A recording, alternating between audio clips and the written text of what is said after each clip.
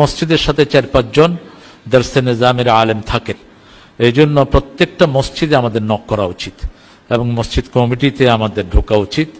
এবং যারা ওই সময় থেকে ছিল, দেখেন সব পরিবর্তন হয়েছে কিন্তু ইমামদের পরিবর্তন হয়নি।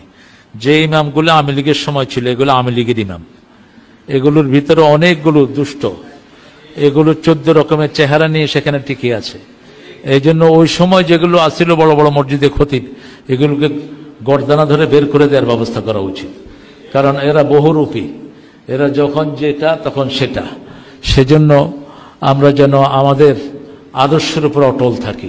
আমাদের জামাত ইসলামী, ইসলামী ছাত্র শিবির, এই সংগঠনের কাজ যদি তোমাদের ভালো লাগে, আমি এরকম তোমাদের ছাত্র থেকেই শিবির করার কারণে আজকে 5 ওয়াক্ত নামাজ পড়তে পারি। ছাত্র শিবির করার কারণে আমি আজকে কোরআন হাদিস পড়ার সুযোগ পেয়েছি। ছাত্র শিবির করার কারণে আমি শিক্ষকদেরকে সম্মান করা শিখেছি। ছাত্র শিবির করার কারণে আমি বাবা মা সম্মান করা, তাদের কথা শোনার ট্রেনিংটা এখান থেকে পেয়েছি। সুতরাং তোমাদের কাছে যদি ভালো লাগে, তোমরা জামাত ইসলামী, ইসলামী ছাত্র শিবির, আমাদের এই কাজগুলো তোমরা দেখবা, জানবা, বুঝবা। এরপর তোমাদের সামর্থ্য অনুযায়ী পড়াশোনাকে মেইন টার্গেট করে যতটুকু সুযোগ পাওয়া যায়, এটাও ইসলামী ছাত্র শিবির একটা বিশ্ববিদ্যালয়ের মতো। এখানে কোরআন শেখা যায়, এখানে ইসলাম জানা যায়, বোঝা যায় এবং নিজেকে সুন্দর মানুষ হিসেবে করা যায়। আল্লাহ আমাদের তৌফিক দান করুন। আসসালামু আলাইকুম। তোমাদের কষ্ট হয়েছে?